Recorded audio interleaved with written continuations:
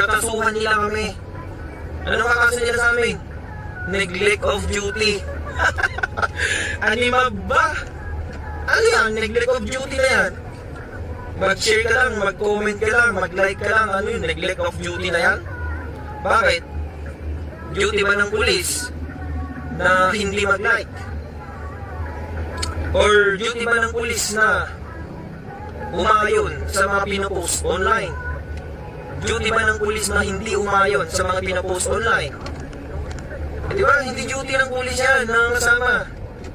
Hindi duty ng pulis na mag-monitor ng mga posts online.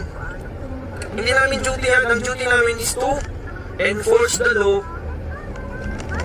Yun lang ang ano namin, yun lang ang trabaho namin. Is to enforce the law. Is we are the law enforcer. Bakit? Pag i-enforce ba